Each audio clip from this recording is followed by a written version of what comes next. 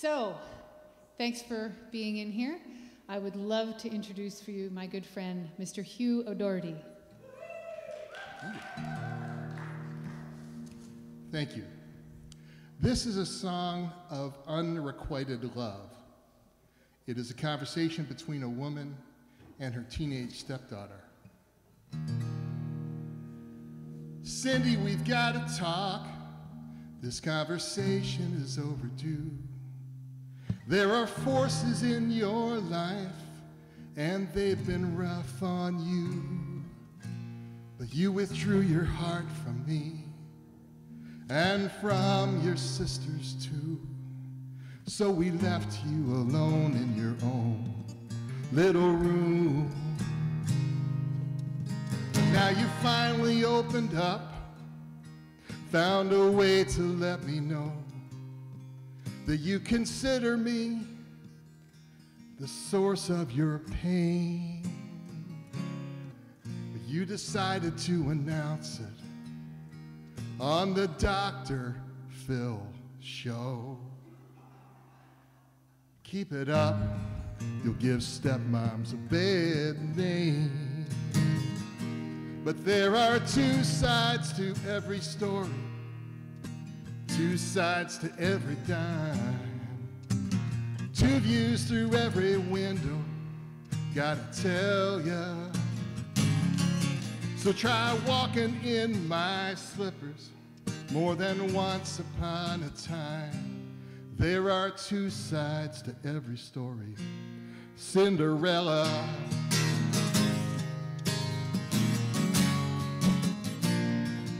I'm a single mom with 3 teenage girls just trying to make ends meet. Yeah, you describe me as a selfish, evil witch.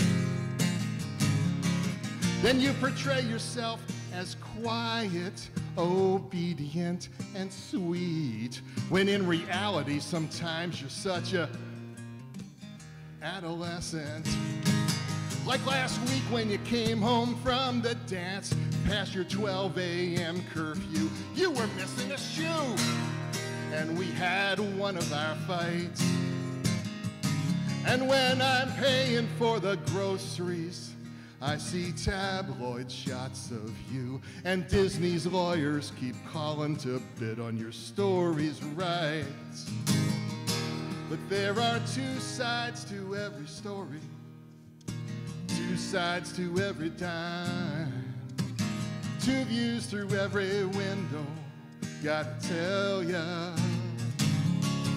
So try walking in my slippers more than once upon a time. There are two sides to every story, Cinderella. No, if we would learn to talk, we could tear down the walls and share the tears and laughter. It's up to you and me to live in misery or try it happily ever after.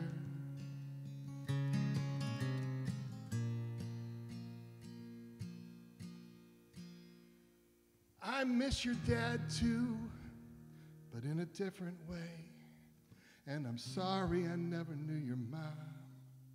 He said you've got her sparkling eyes, and sometimes I see you've got a smile.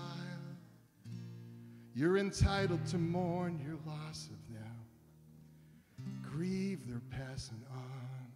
But sweetie, waiting undercover for a fairy godmother seems a little juvenile. I know there's help out there for both of us. It's really up to you. You may think that it's hipper waiting for some glass slipper dude to claim you as his queen. So in the meantime, I'm doing rebuttal spots on the Talk and The View. By the way, I think something happened to the pumpkin I was saving for Halloween. And there are two sides to every story, two sides to every dime, two views through every window, gotta tell ya. So try walking in my slippers More than once upon a time, there are two sides to every story. Cinderella, there are two sides to every story. Cinderella.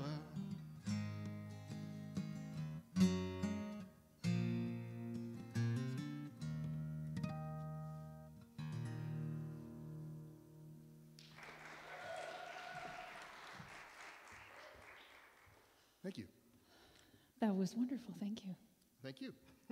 No, thank you. No, we could do that for a while. At least you didn't say thank you. So Oh. nicely done. I would never do that. I know. And I'm giving you credit for that. So I'm curious, what was the inspiration originally behind me? What caused you to come to the conclusion to write a song like that? I mean, obviously, it's a story of putting yourself in the shoes of another person and telling a perspective that is not often told. But what brought you to that place? I made some observations when I was visiting with friends of mine. A friend I'd had, the husband, dad I'd known since high school. And he became an adult, got married, they had a little girl, and then his wife died.